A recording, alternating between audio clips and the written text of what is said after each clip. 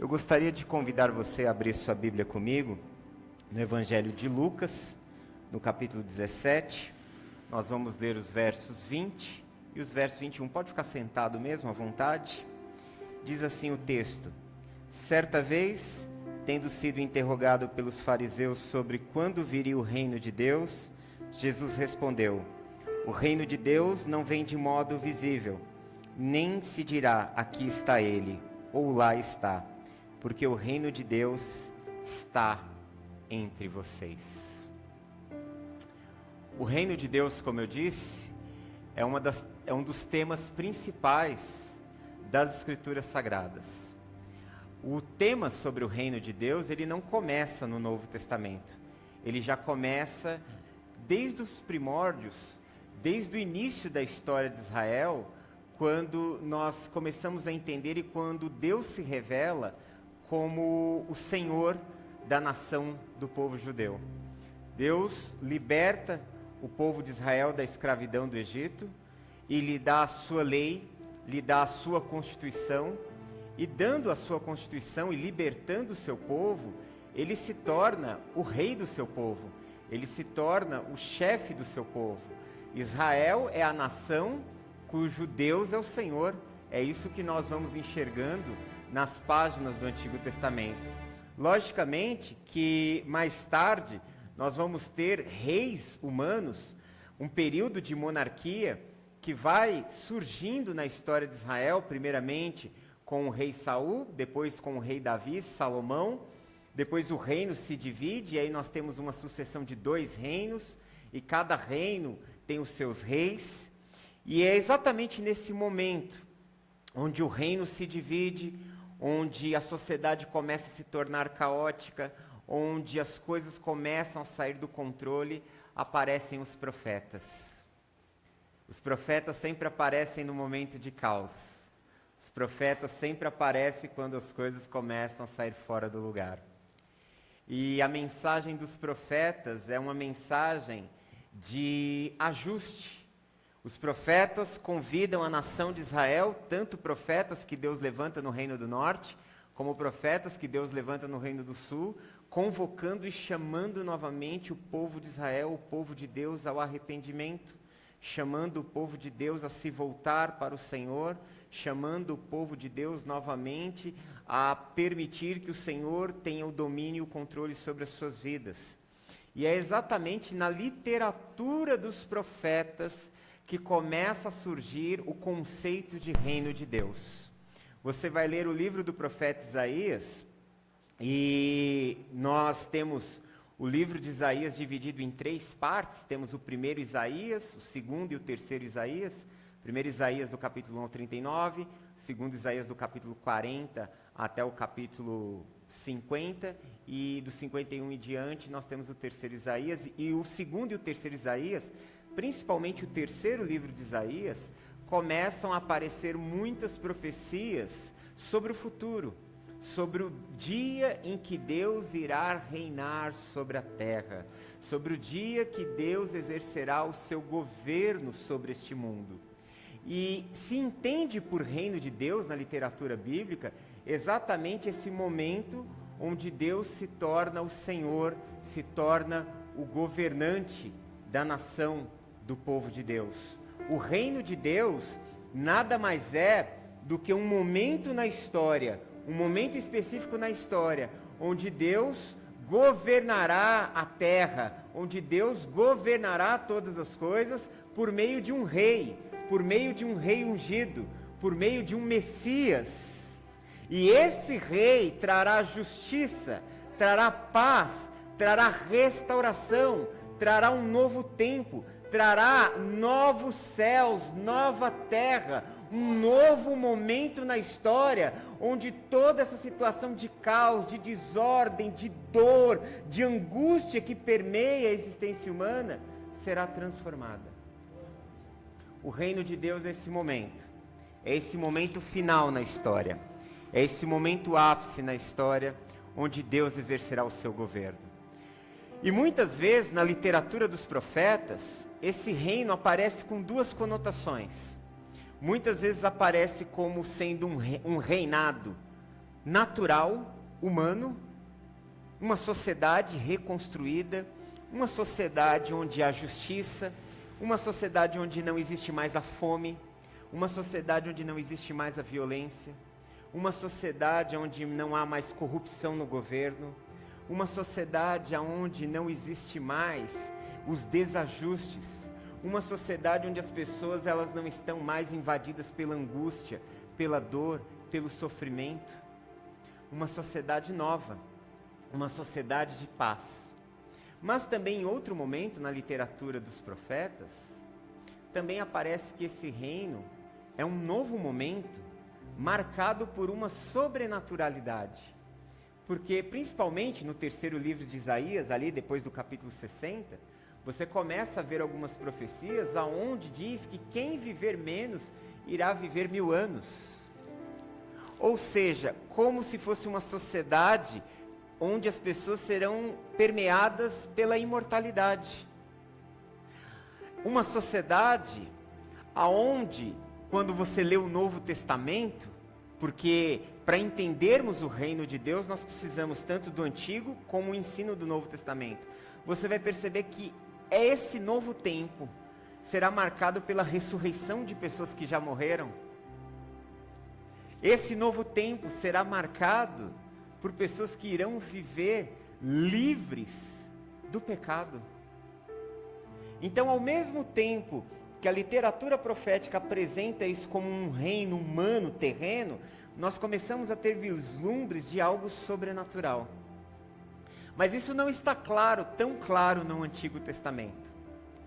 E aí começa a se desenvolver na história da comunidade de Israel, termina o período dos profetas, e o período dos profetas termina naquele momento histórico que nós chamamos de judaísmo do segundo templo, por volta do século 4, 3 a.C., onde o segundo templo é restaurado. Você pode ver isso nos livros de Esdras, de Neemias, você pode ler isso também nos livros de Ageu, de Zacarias e Malaquias, que são os profetas desse período. Então os livros históricos que você tem falando sobre esse período do segundo templo é o livro de Esdras e Neemias, e os livros proféticos que você tem sobre esse momento é o livro de Zacarias, de Ageu e o livro de Malaquias. E aí depois nós temos um período que nós chamamos de período intertestamentário, né? Nós cristãos chamamos, mas na verdade é o período rabínico, é o período do movimento rabínico em Israel, e começam a ser escritas muitas outras literaturas. E é exatamente nesse momento que começa a se falar que o reino de Deus seria marcado por o governo de um Messias, de um Mashiach, né? De um rei ungido, de um ungido do Senhor, de um ungido, como você pode ver no Salmo 89, quando Deus diz assim: escolhi a Davi, o meu servo, e o ungi, o tirei de trás das malhadas. Então começa a se fazer essa associação de que Israel será restaurada novamente, voltará a ser uma nação livre. Começa-se a entender, começa-se a ser escritas muitas literaturas. O teólogo Oscar Cullmann, na teologia do Novo Testamento, ele fala que começa a ser escrito alguns textos, e entre eles aparece um livro chamado o Livro de Enoque, onde fala sobre um governo de um Messias, onde fala sobre uma era vindoura, onde o mal será banido do planeta Terra, de uma era vindoura, onde a paz ela irá reinar sobre esse mundo. E é exatamente a partir dessas literaturas aparece um outro texto que também não temos na nossa Bíblia, né? Pelo menos não na nossa tradição ocidental cristã. Você vai encontrar o livro de Enoque, por exemplo, na Bíblia etíope, na Bíblia do Egito, né? Nessas comunidades que preservaram esses livros no seu conjunto de livros da Bíblia. Mas aparece um outro texto chamado Salmos de Salomão, que também fala de um governo do Messias. Assim, o que nós vamos ter? Quando nós chegamos no momento do Novo Testamento, nos dias em que Jesus nasce, existe uma esperança messiânica no coração do povo judeu. Existe uma esperança que num determinado momento, Deus levantará um rei ungido, um rei que irá operar sinais, um rei que irá manifestar esse reino. Só que na cabeça do judeu, na cabeça daquelas pessoas, isso tudo iria acontecer de uma forma política, de uma forma ideológica, que esse movimento desse Messias seria um movimento libertador da nação de Israel.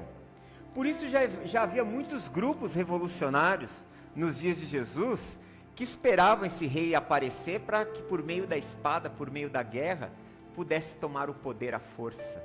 Eles já estavam preparados, eles já estavam esperando.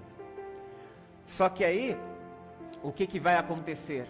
Nesse novo cenário, o que eles não entendiam é que esse reino de Deus iria se manifestar entre os homens de uma forma discreta, de uma forma silenciosa, de uma forma impercebível.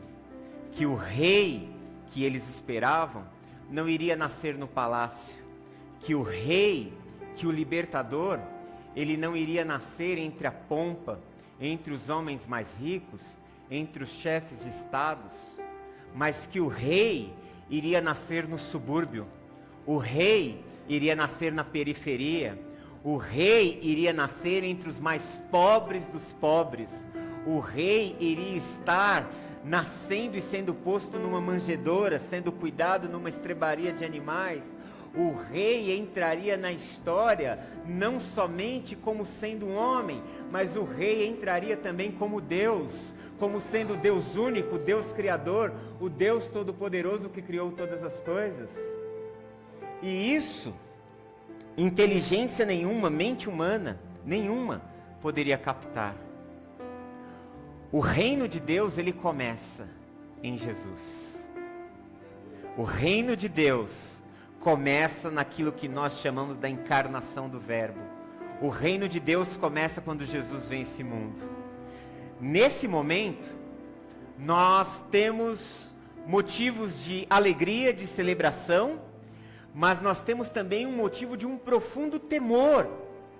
Porque dentro da literatura profética, principalmente no livro de Amós, o reino de Deus, o dia final, onde Deus iria governar, é tratado de uma outra forma.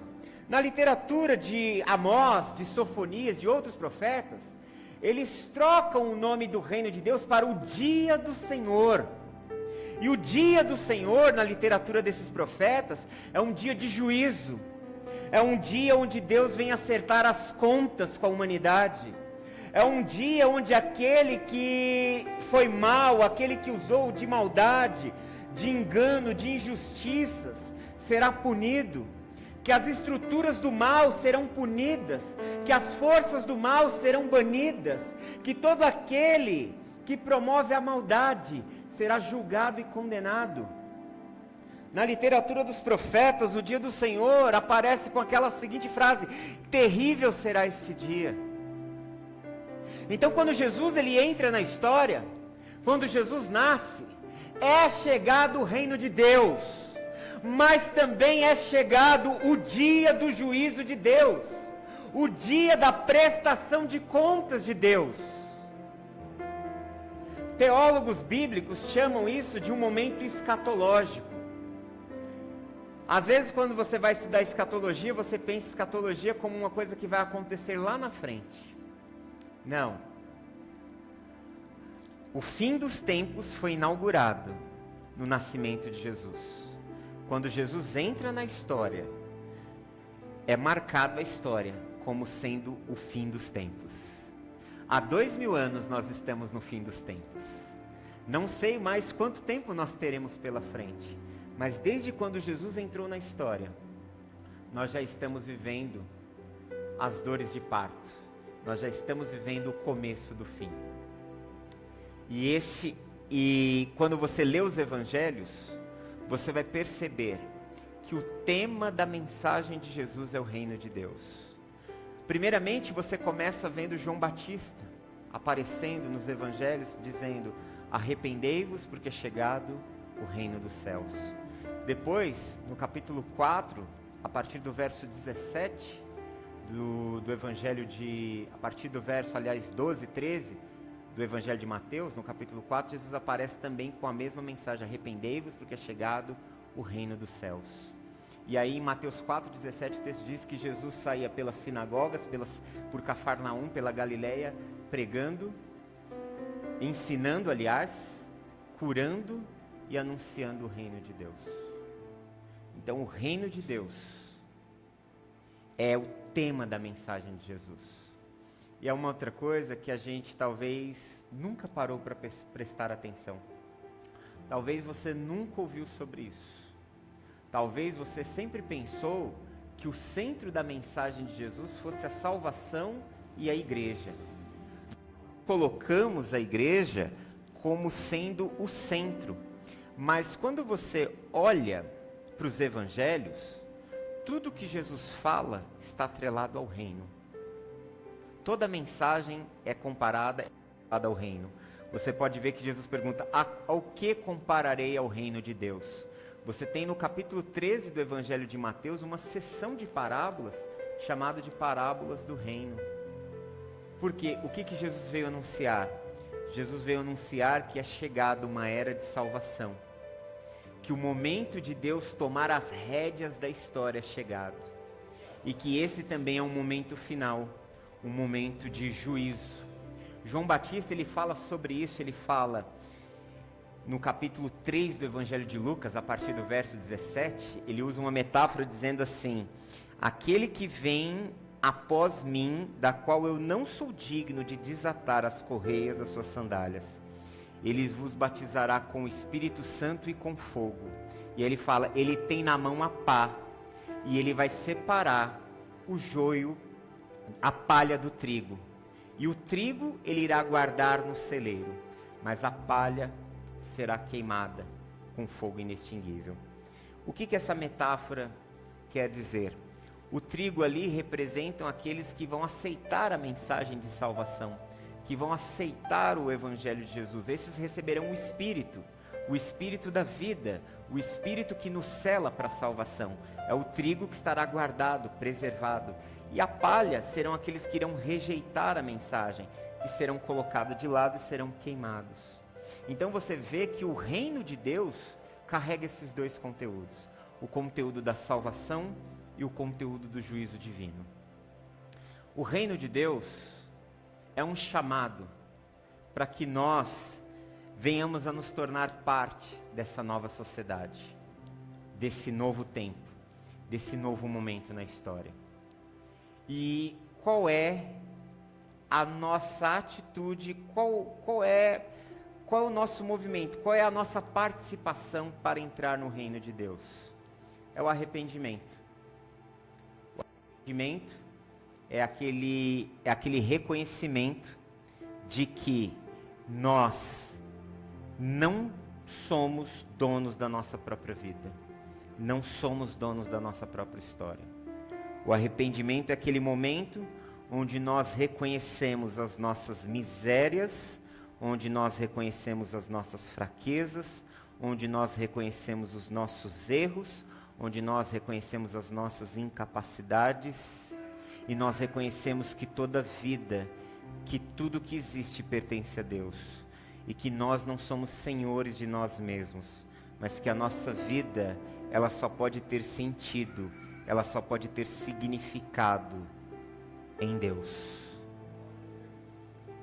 E eu só posso encontrar esse sentido para a minha vida, esse significado para a minha vida, quando eu reconheço Cristo como Senhor, como aquele que vai orientar, como aquele que vai guiar a minha vida.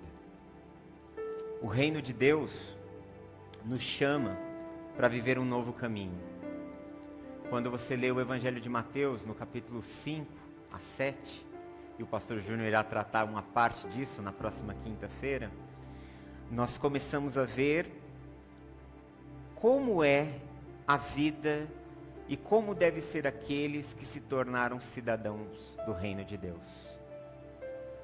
O reino de Deus em nós, ele promove uma profunda transformação na nossa vida. O reino de Deus, quando ele chega, ele muda o lugar. O reino de Deus, quando ele chega, ele muda a vida das pessoas. O reino de Deus, quando ele chega, estabelece o senhorio e o governo de Deus. O reino de Deus, onde ele chega, leva as pessoas à rendição a Deus. O reino de Deus, onde ele chega, ele promove uma mudança nas nossas relações, na nossa relação com Deus, na nossa relação com nós mesmos, na nossa relação com as outras pessoas. Tudo aquilo que foi quebrado na queda, tudo aquilo que você vê que foi rompido em Gênesis 3, quando os homens desobedecem a Deus e quebram o pacto com Deus, o que acontece? O homem ele sofre uma tríplice queda. Ele rompe a sua aliança, a sua comunhão com Deus. Ele rompe a sua comunhão consigo mesmo, porque ele passa a viver um estado de vida alienado, perdido, confuso. E ele passa a romper a comunhão com o outro. Nós nos tornamos inimigos de Deus, nós nos tornamos inimigos de nós mesmos, nós nos tornamos inimigos das outras pessoas. Eu poderia colocar ainda uma quarta situação: nós nos tornamos inimigos do planeta Terra, porque nós começamos a ferir, agredir a Terra. Olha o que Deus diz para Adão: maldito é a terra, por tua causa, Adão, maldita é a terra. Então, a queda, ela afetou todas as estruturas da nossa realidade. O reino de Deus, quando ele chega, ele começa a promover toda essa restauração. A primeira restauração é a restauração na minha relação com Deus. Deus não é mais um estranho. Deus não é mais um ícone de uma religião. Deus não é mais uma figura da qual eu possa ter medo, da qual eu possa ter ódio, da qual eu possa ter pavor. Deus se torna para mim um pai. Deus se torna para mim um pai de amor. Deus se torna para nós um pai que talvez nós não tivemos um pai que nos amasse. Muitas pessoas, elas não tiveram o aconchego e o amor dos seus pais ou mães, e Deus se torna essa figura de amor, de acolhimento. Deus se torna para nós aquilo que nós necessitamos que Ele seja em nossa vida, assim como Ele disse para Moisés: Moisés, diga para o povo que eu sou o que sou. Ou seja, eu sou o que meu povo necessita que eu seja, para a restauração deles. Quando nós temos um encontro com Deus, Deus se apresenta para nós como sendo aquele que será aquilo que você precisa que Ele seja. Se você precisa de cura, Ele é a sua cura. Se você precisa de restauração, Ele é a sua restauração. Se você precisa de uma nova história, de uma reconstrução, Ele é aquele que vai reconstruir a sua vida. Se você precisa de paz, Ele se torna a sua paz. Se você precisa de direção, Ele é aquele que vai te conduzir por um caminho novo. Se você é alguém que precisa viver uma nova história, Ele é aquele que começa a escrever uma nova história, um novo tempo, uma nova realidade sobre a sua vida. Ele é aquele que você precisa que Ele seja. Se você carrega profundas feridas, profundas dores, profundas angústias, Ele se torna o remédio que vai curar as suas dores. Ele se torna o remédio que vai curar a sua alma, e você não irá mais lembrar das coisas passadas, mas você irá celebrar a bondade, a graça e o amor de Deus. Ele se torna para nós tudo o que nós necessitamos. O reino de Deus restaura a nossa relação com Ele. Somos chamados de filhos. Filhos. E mesmo sendo filhos, continuamos pecadores. Mesmo sendo filhos, nós pisamos na bola. Mesmo sendo filhos, nós falhamos. Mas não muda mais o status daquilo que Deus estabeleceu sobre nós. Assim como no batismo de Jesus, Deus se apresenta dizendo: este é o meu filho amado, em quem o meu coração se alegra. Jesus tenta mostrar para nós que nós nos tornamos esses filhos. Os filhos em que o coração do Pai se alegra. Os filhos que, mesmo sendo vacilantes, mesmo sendo pródigos em algum momento, ou mesmo sendo os mais velhos em algum momento, ainda assim são os filhos amados do Pai. E é isso o que nos dá esperança, porque nós vivemos uma vida de ambiguidades. Dias estamos bem, dias estamos péssimos. Dias estamos com coragem para encarar todas as coisas. dias que nós não temos nem força para levantar da cama, dias onde o sorriso está estampado no nosso rosto, mas dias onde as lágrimas caem, dias onde a gente precisa esconder a nossa dor, o nosso luto. Em todos esses dias, o amor do Pai está presente. Em todos esses dias, a fidelidade, a bondade, a misericórdia, aquele que disse: eu estarei com vocês todos os dias, até a consumação dos séculos. Todos os dias você tem acesso a esse amor, todos os dias você tem acesso a essa graça, todos os dias você tem acesso a esse perdão. As misericórdias do Senhor se renovam a cada dia. São as suas misericórdias que não permitem que sejamos destruídos. As suas misericórdias se renovam a cada manhã. A cada manhã temos a possibilidade de viver um novo tempo. A cada manhã temos a possibilidade de fazer algo diferente. A cada manhã temos a possibilidade de viver uma nova vida. E isso é bondade, isso é misericórdia, isso é amor. Um amor que não existe palavras, que nós não podemos descrever, que nós não podemos explicar com a nossa razão, mas Deus permite que nós possamos sentir esse amor que nos acolhe, esse amor que nos coloca em pé, esse amor que nos faz viver. É esse amor a âncora da nossa alma. É esse amor que faz com que a gente continue, mesmo quando temos muitos motivos para desistir, para abandonar o barco.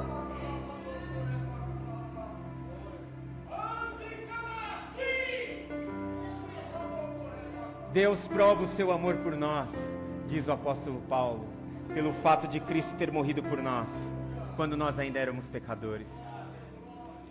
Mas esse reino, quando chega até nós, não somente restaura a nossa relação com Deus, restaura a nossa relação com nós mesmos. Nós passamos a nos enxergar a partir das lentes do amor de Deus. Nós passamos a nos enxergar a partir do modo como Deus nos enxerga. E poder olhar para nós mesmos a partir desse amor. Poder olhar para a nossa vida a partir dessas lentes é curador em nós. Porque a cada dia das nossas vidas, vivendo uma profunda transformação. Essa é uma outra característica do reino de Deus quando ele chega na nossa vida. Porque o reino de Deus traz a presença do seu Espírito. O seu Espírito em nós, o seu Espírito de vida. O seu Espírito que se torna o nosso guia, o nosso mestre, o seu Espírito que vai nos orientando, o seu Espírito que vai nos santificando, o seu Espírito que vai nos dando força para vencer o pecado, o seu Espírito que vai nos fortalecendo para vencermos o diabo, o mundo e a nossa própria carne. O seu Espírito começa a nos conduzir numa nova jornada. O seu Espírito em nós, o Espírito de Deus em nós, nos leva a uma nova peregrinação, a uma nova jornada, a uma jornada de autodescoberta, a uma jornada que somos amados pelo Pai, a uma jornada de cura, a uma jornada de aprendizado. O Espírito de Deus em nós ilumina o nosso entendimento, para que a gente possa compreender a palavra de Deus. A Bíblia não é um livro para nós, a Bíblia não é apenas um livro, como um livro de história, um livro de geografia. A Bíblia é para nós a palavra de Deus. E sabe por que você pode abrir este livro? Ao lê-lo, você pode ouvir Deus falando com você, porque o Espírito Santo, ele te ilumina. O Espírito Santo, ele faz com que você consiga ouvir a voz de Deus através desse livro. O Espírito de Deus, ele faz com que você consiga entender que Deus está falando com você por trás de um dos livros mais difíceis de ser interpretado que existe nesse mundo, por trás de um dos documentos mais complexos que existe. Aqui você tem inúmeros tipos de literaturas. A Bíblia é um livro extremamente difícil, mas um crente, ao ler a Bíblia, consegue ouvir a voz de Deus. Por quê? Porque o Espírito Santo ilumina, porque o Espírito Santo lhe dá compreensão, porque assim como Jesus disse, o Espírito da verdade vos guiará a toda a verdade. O apóstolo João diz na sua primeira carta: e não preciseis que vos ensine, porque vocês têm a unção, vocês têm o Espírito é o nosso mestre, é quem nos conduz, é quem nos revela e nos conduz na verdade. E a verdade de Deus, ela tem o poder de nos libertar, ela vai libertando dos pesos, das amarras, das angústias, de quem nós éramos, de como nós vivíamos, de como nós olhamos para a vida. A palavra ela é metaforizada pela água, na própria Escritura. O Espírito também é simbolizado por água. Em Ezequiel capítulo 36, uma profecia messiânica, diz: aspergirei água sobre vós, e vos ficarei limpos. Vos darei um novo coração, tirarei o coração de pedra, e colocarei um coração de carne, derramarei sobre vós o meu Espírito, e vocês viverão.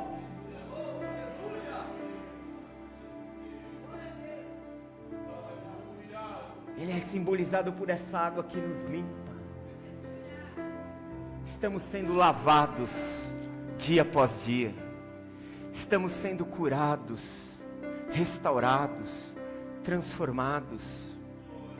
E até o sofrimento na nossa vida agora se torna pedagógico. Até o sofrimento agora na nossa vida se torna um caminho pelo qual Deus vai nos purificando. Até o sofrimento, as provações, os testes nas nossas vidas vão se tornando um caminho pelo qual a nossa vida vai sendo transformada, pelo qual Deus vai tirando de nós os nossos ídolos. Deus permite alguns desertos na nossa vida para que a gente perca os nossos ídolos, para que a gente veja que nós só temos inteiramente e unicamente o Senhor na nossa vida, e que só a Ele nós devemos nos agarrar. E isso nos transforma. O reino de Deus, ele promove em nós a restauração dos relacionamentos. Não temos mais inimigos.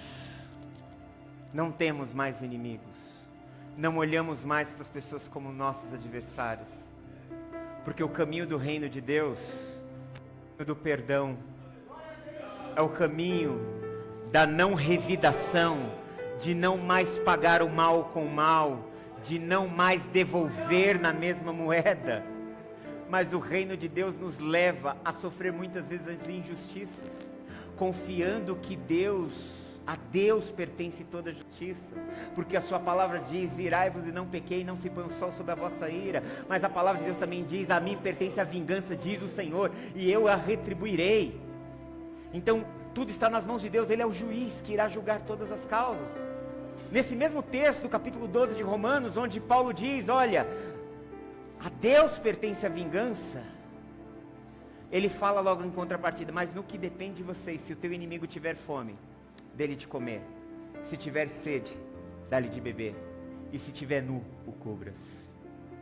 A nossa atitude não é pagar mais o mal com o mal, mas é devolver em atos de bondade, atos de misericórdia, atos de justiça. O reino de Deus nos transforma e transforma as nossas relações. Passamos a construir relacionamentos curadores. Passamos a nos tornar instrumentos de amor e de bondade. Passamos a ser instrumentos para ajudar o outro. O reino de Deus em nós cura nossa relação com o meio ambiente. Deus está restaurando o planeta Terra. Aos nossos olhos parece que não. Você vê tsunamis, você vê catástrofes, mas o apóstolo Paulo diz: a criação geme e chora, esperando a manifestação dos filhos de Deus. O reino de Deus, no momento final da história, será marcado pela renovação dos céus e da terra. Novos céus e nova terra, uma nova realidade. Seremos novos seres humanos e iremos viver numa nova realidade de mundo. O reino de Deus é o que nós chamamos de já e ainda não. O reino de Deus entrou na história em Jesus. Quando nós lemos o texto, onde Jesus diz no verso 21, nem se dirá que o reino está ali ou cá, porque o reino de Deus está entre vocês. A palavra grega aqui, ela pode ser traduzida de duas formas. O reino está entre vocês ou dentro de vocês, no meio de vós ou dentro de vós. 2 sentidos podem ser aplicados tranquilamente sobre as nossas vidas. Ele está no meio de nós, porque Jesus é a manifestação do reino de Deus. Jesus inaugura o reino de Deus. E Jesus voltará para finalizar, para concluir e estabelecer esse reino de Deus. Mas o reino de Deus, ele está dentro de nós. Sabe por quê? Porque a chegada de Jesus abre para dentro de nós a nova realidade da vida eterna. Que nós não permaneceremos na morte, que nós um dia ressuscitaremos, que os nossos corpos mortais serão revestidos da imortalidade, que nós seremos transformados à imagem do seu Filho. O reino de Deus nos traz a esperança de que tudo isso irá passar e Deus secará dos nossos olhos toda lágrima. E qual é o nosso posicionamento em relação a isso? Nós precisamos levar esse reino. Você se tornou um agente do reino de Deus. E como é que nós levamos esse reino de Deus para as pessoas? Como nós levamos esse reino de Deus para fora dessas portas? Através do anúncio do Evangelho de Jesus, mas principalmente através do serviço. Atitudes de bondade, de acolhimento. A igreja que cumpre o seu papel no reino de Deus é uma igreja que se preocupa com os pobres, que se preocupa com os marginalizados, que se preocupa com aquele que sofre, que se preocupa com aquele que está abandonado, que não faz acepção de pessoas, que é a igreja de todos, que acolhe a todos, que ama a todos, confiando no poder transformador do nosso Deus. Nós precisamos viver o reino dentro de nós e transmitir o reino para as pessoas lá fora. Por isso eu encerro a mensagem dessa noite. Quero te convidar a se colocar em pé e eu quero orar com você. O reino é chegado, o reino está no nosso meio, o reino está dentro de você. E que essa experiência e esse entendimento dessa verdade possa ser libertador sobre a sua vida. Que possamos experimentar o poder desse reino. Que esse reino possa nos marcar. Que possamos ser os instrumentos vivos de transformação. Que possamos ser esse sinal. Esse sinal que aponta que nada está definido. Que nada está terminado. Que Deus tem uma nova história. Deus tem um novo caminho, Deus tem uma nova realidade. Pai, nós te louvamos por tua bondade e graça, te bendizemos por esse tempo aqui nesta noite. Senhor, que a tua presença, Senhor, venha sobre a vida do teu filho, da tua filha, tanto os que estão aqui nessa noite como os que estão assistindo, ó Pai. Que a tua graça se derrame, que seja um tempo transformador, que o teu reino venha alcançar a cada vida, o teu reino possa ser um novo tempo, possa estabelecer a nova era, um novo momento na história, um momento onde o Senhor, ó Pai, terá o governo sobre a nossa vida, sobre a nossa história e sobre a nossa realidade, ó Pai. Entregamos o nosso caminho a Ti e consagramos a nossa vida e a nossa história a Ti. Oramos a Ti em nome de Jesus. Amém. Adoremos a Deus nessa noite.